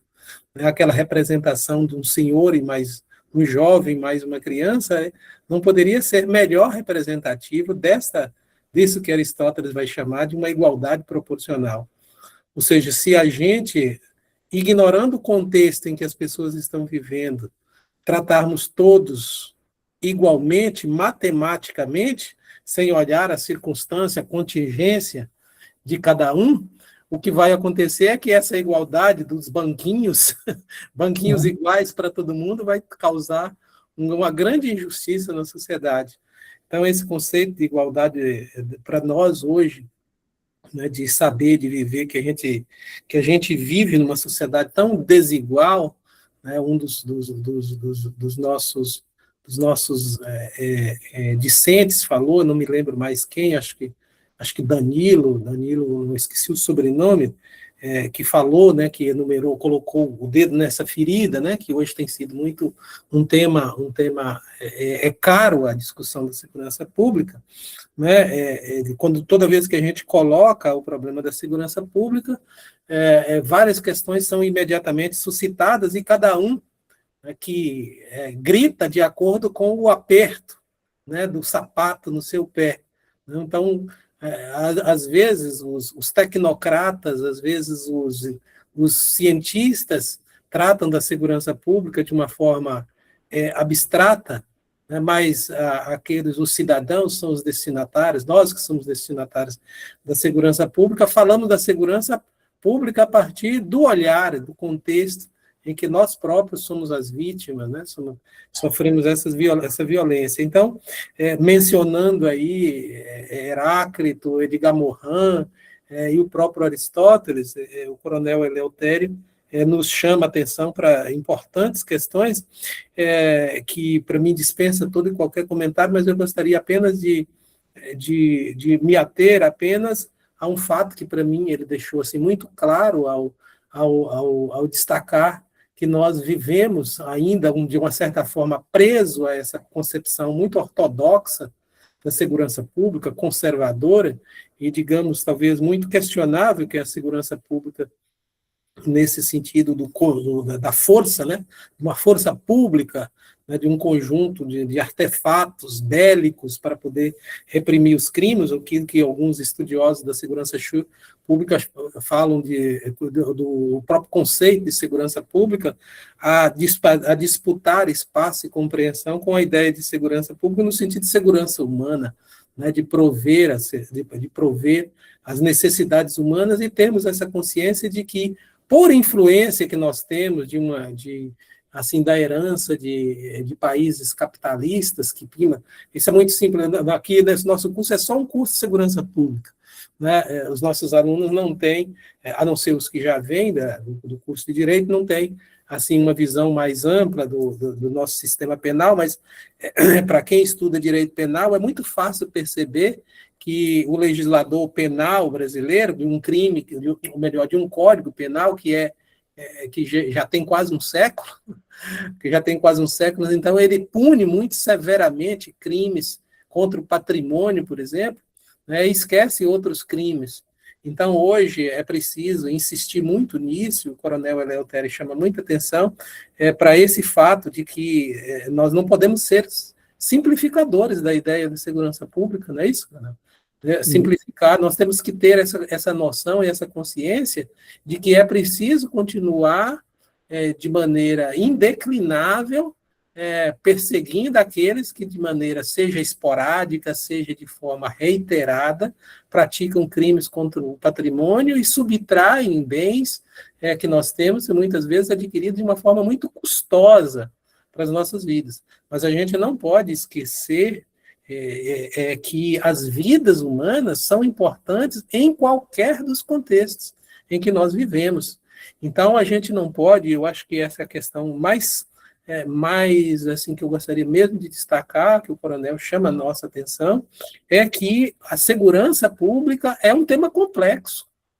Né? Nós não podemos correr esse risco de cair nesse canto da sereia de muitos políticos oportunistas que se apropriam indevidamente do discurso de segurança pública, o que é incrível, que muitos deles, criminosos, contumazes, que praticam crimes em lugares os mais diversos possíveis, no sistema financeiro, nas igrejas, né, em igrejas utilizadas para lavar dinheiro e que quer né, que fornece no dia a dia, domina o discurso de segurança pública para aterrorizar a população e não permitir que nós entendamos que todas as vidas humanas são importantes e que, tal como é repreensível, é odioso a gente saber que as vidas são perdidas no trânsito por um disparo de arma de fogo ou por arma branca, é também criminoso e repudiável as pessoas que morrem por falta de alimento adequado,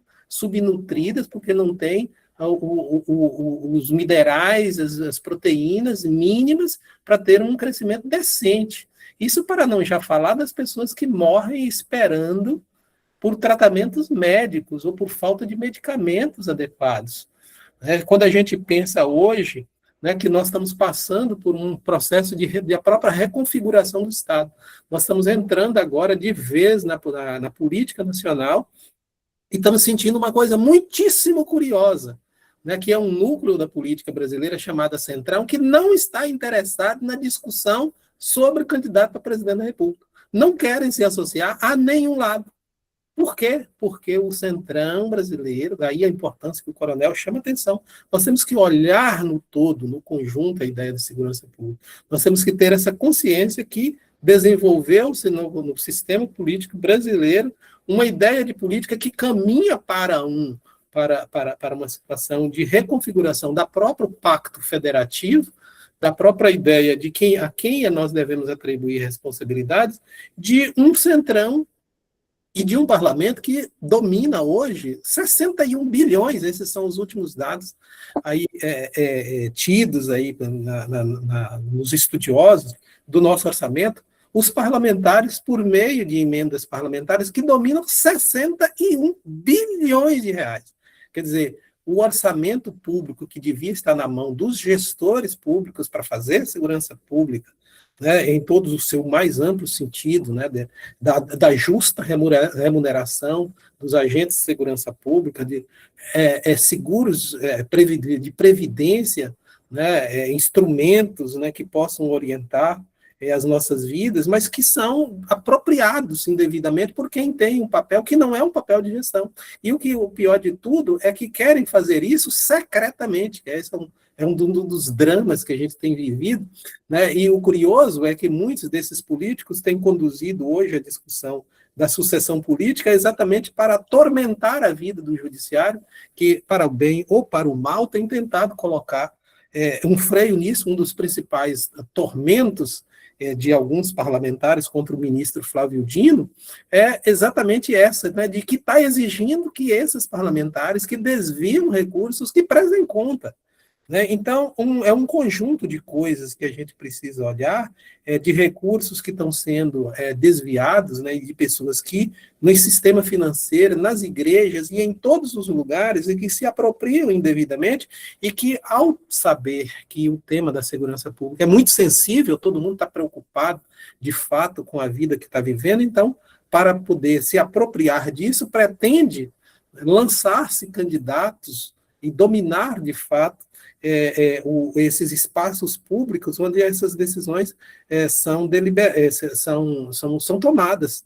Então, nós não podemos cair nessa conversa fiada, né, simplista, né, de que segurança pública é matar as pessoas, né, dar à polícia a liberdade dela mesma executar, né, não levar, não precisa. Para que isso de julgamento? Né, para que isso? Não é botar armas no cidadão. Isso me chamou muita atenção do coronel Eleutério, fazer essa associação direta com essa nossa concepção muito tupini, com desculpa da expressão, né? Eu já ia cometer aqui uma expressão politicamente incorreta, eu conheço, ainda bem que eu me policiei e não disse antes, mas essa visão aí muito submissa de que os Estados Unidos são referência, como se lá não houvesse crimes, né? Essa coisa de armar a população para matar os próprios policiais, para matar as nossas crianças. Então, assim, eu queria, de fato, destacar bem isso, né? É quase que impossível. A palestra fala por si mesma, a aula tem a sua própria grandeza, e eu queria apenas me ater a esse recado. Não vamos simplificar e achar que segurança pública é coisa para ser discutido no Zap. Esse é um assunto sério para ser colocado por pessoas, e nós pensamos que a gente precisa, e é por isso que no nosso curso de segurança pública nós temos uma formação muito diversificada. Agora, coronel, nós vamos ter esses semestres, nossos meninos estão entrando esse semestre com uma das disciplinas, é gestão de segurança pública. Então, temos que tomar consciência dessas coisas todas. E para encerrar exatamente esse meu comentário, já que aqui manifesta não somente na sua experiência, né, na sua folha de serviços à segurança pública e às instituições baianas, mas que também, ao referir a esses nomes, né, os fragmentos de Heráclito, aos 7 saberes necessários à educação do futuro de Edgar Morin, né, a política e a ética Nicômaco de Aristóteles, ao se revelar aí um homem de altíssima cultura também, eu gostaria aqui de, quando falou no início, na referência a Heráclito, né, da nossa vida em eterna mudança, né, esse devir, né, esse estado de permanência, me fez lembrar uma passagem belíssima, uma belíssima passagem do Grande Sertão Veredas de Guimarães Rosa, acho que está aqui, né, para todo mundo veja. Há uma passagem do Grande Sertão Veredas em que o Jagunço Riobaldo, o jagunço filósofo, ele diz assim: o Senhor mire e veja, o mais importante e bonito do mundo é isto, que as pessoas não estão sempre iguais, ainda não foram terminadas, mas que elas vão sempre mudando. Afinam ou desafinam? Verdade maior. É o que a vida me ensinou. Isso que me alegra montão. Então, em todos esses campos, aproveito para me referir aqui à segurança pública, também, de uma certa forma, e necessariamente devem ser também conectadas a essa visão das humanidades, que nós temos que saber que é para além desse jogo de forças que nós temos e que são necessárias, porque os criminosos não estão aí para a brincadeira, nós temos que, e é por isso que o Estado tem que ter o monopólio da força.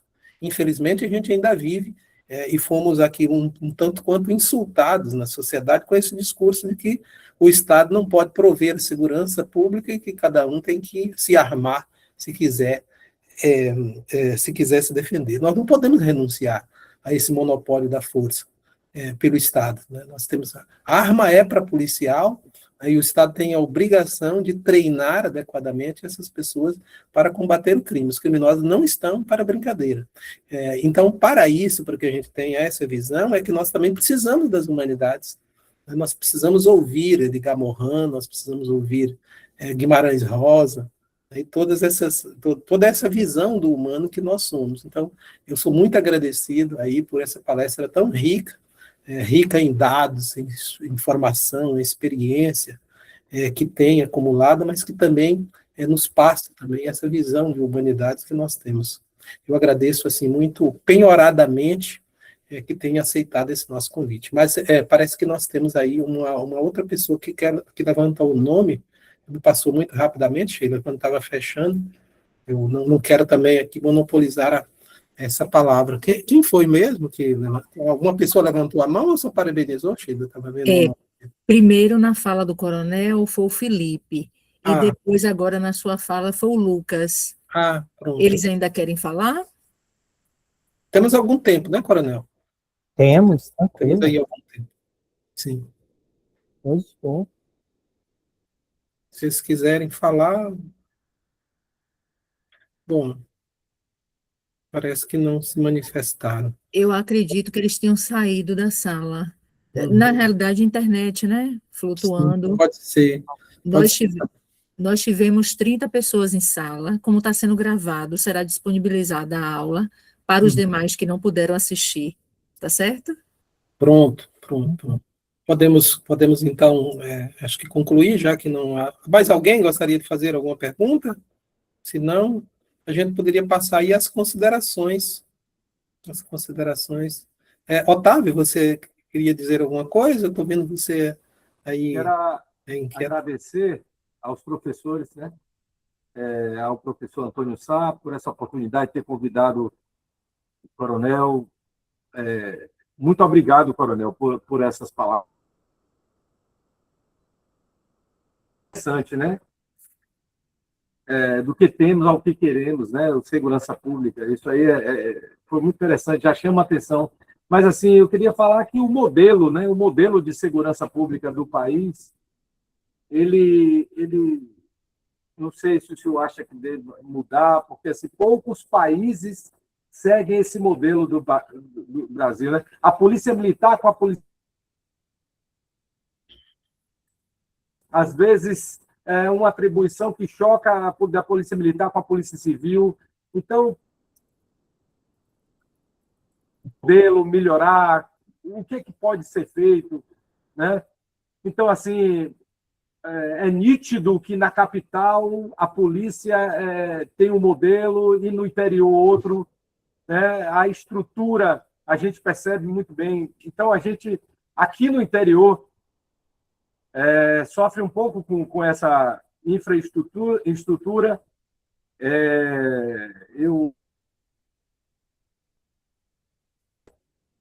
Ele tem feito algumas coisas muito interessantes para a segurança pública e que está refletindo agora. Eu já estou vivendo, né, isso agora, esse momento agora, né, de crescimento. Né? Essa parte de inteligência está bem. Dentre os modelos que mais dão resultados dentro da segurança pública, eu acredito que o Brasil ainda esteja um pouco aquém. Mas é isso aí. Eu quero agradecer pelas suas palavras, coronel, e dizer que estamos na luta, né, para melhorar isso aí. Muito obrigado. Obrigado, Otávio. Sheila, você queria fazer uma Sim. A nossa coordenadora de tutoria, a Daíse, ela está em trânsito e ela colocou aqui no chat um momento enriquecedor que nos inspira para a justiça e igualdade em todos os segmentos da sociedade. Agradecemos pela oportunidade de sua fala. Estou em trânsito e, no momento, sem poder abrir a câmera. Mas, coronel, aproveitando, nós tivemos, como o professor, né, Antônio falou, nós tivemos um seminário no sábado.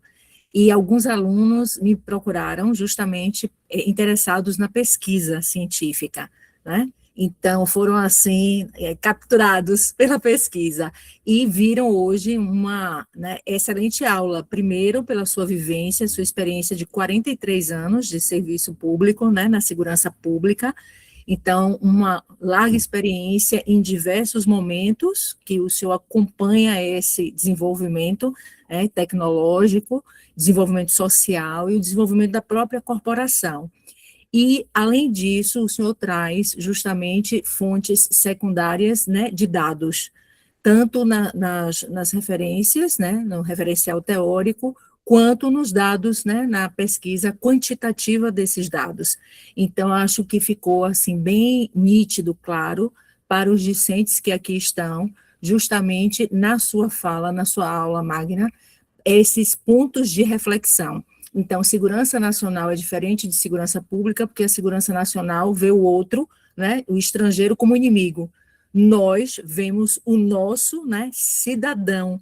E a segurança pública é um direito humano, não existe uma separação. Então, todos temos direito à segurança pública. Eu acho que isso ficou bem claro na sua fala e parabenizá-lo.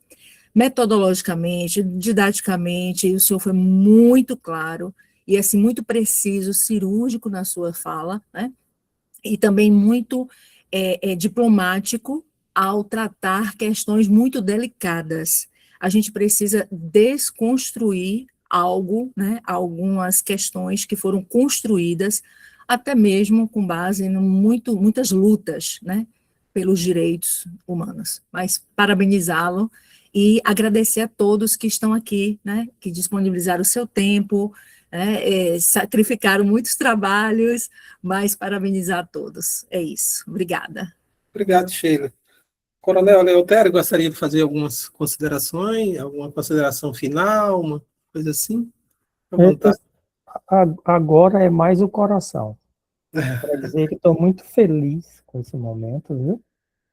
Poder participar, que é um momento tão aconchegante, né? Que a gente falou de coisas de alta complexidade, de coisa de simplicidade, mas principalmente a gente passou uma visão de pessoa que somos, né?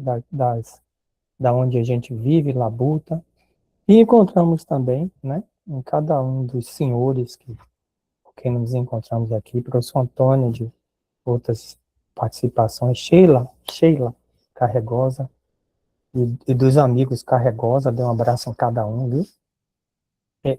Otávio, vá mesmo, viu? E chegue lá em Coimbra, e vá na Serra da Estrela, e vá na cidade, por lá, como já disse o professor, você vai pegar o trem, vai bater lá em Santiago outra vez, Santiago de Compostela, que vale a pena. Uma coisa eu diria para você como limite, bem rapidinho. O que eu pude ver nas minhas andanças, e eu estou falando porque eu já fui à África do Sul, eu fui a uma parte da Europa olhando isso, eu fui Namíbia, Angola, Moçambique, África do Sul, e eu acho uma coisa que pode ser balizadora para a gente. Você chega lá e encontra, às vezes, uma, duas ou até mais polícias. Eu estou falando polícia no sentido dessas agências públicas voltadas para a segurança e para a defesa, né? É o território. Em todo lugar que eu passei, não tem coincidência de território. Você chega na Espanha, fica bem claro o território que é do Corpo Nacional de Polícia e o da Guarda Civil. A Guarda Civil lá é mais militar do que as próprias Forças Armadas lá. Eles são assim, extremamente militares, mas eles são integralmente benquistos, porque os espaços urbanos são do Corpo Nacional e o que sai do espaço urbano é da Guarda Civil e eles convivem maravilhosamente bem. Então, aqui a gente tem uma mistura de tudo. Aqui tem coincidência de território, de ação, de instrução. Quer dizer, a gente tem uma série de coisas que, apesar de imiscuídas, eles não traduzem as nossas reais necessidades, entendeu? Mas eu espero que você veja na prática essas coisas. Quem vai ao Chile também, que vê a gendarmeria chilena, vai ver os carabineiros, chilenos, vai ver bem essa coisa assim do território de domínio, e perder esse território de domínio talvez seja uma das maiores brechas para tanta ocupação hoje das facções. Só tenho a agradecer, viu, gente, a cada um que está aqui, aos que fizeram as questões, a Danilo, viu, Tarcísio, a cada um que se pronunciou, e que fiquem com Jesus e que saibam que eu estou à disposição. Estou à disposição mesmo para qualquer possibilidade que, dentro das minhas possibilidades também, atendê-los, viu? Obrigado, amigo. E Coronel Eleutério, Sheila, Otávio, o nosso corpo discente também, todo mundo que passou por aqui. Eu, aqui, usando da faculdade que me concede o regimento interno do curso de Tecnologia em Segurança Pública, em nome aqui da Egrégia Faculdade de Direito, da UFBA, que nesses seus 135 anos de existência, primeira faculdade da República e a terceira faculdade de Direito do Brasil, eu quero agradecer assim muito sensivelmente a Vossa Excelência por aceitar com tanta gentileza, com tanta disposição, esse convite para proferir essa aula magna e dizer que as portas da Faculdade de Direito continuam abertas, estão sempre abertas para Vossa Excelência. A Faculdade de Direito também é a sua casa, né, assim como é de todos nós, e para nós é uma alegria muito grande poder contar aí e realizar essas trocas, porque, afinal de contas, o bem-estar da população é um interesse que nos é comum, e essa é uma coisa importante que nós não podemos desprender de que, como disse Aristóteles, né, mais uma vez, para fechar com a filosofia aristotélica, de que a felicidade, o sucesso das pessoas não tem futuro se não for na vida em comum. Não há espaço para tentar triunfar, ignorando que nós somos sociais, precisamos da sociedade. Exatamente as palavras de Aristóteles aquele que vive ou pretende viver só, ou é um Deus, que não tem necessidades, não precisa de nada, ou então é uma besta, diz Aristóteles. É com isso, então, que eu encerro e agradeço. Peço aí a nossa amiga Sheila para encerrar os vídeos, e até a próxima, se Deus quiser.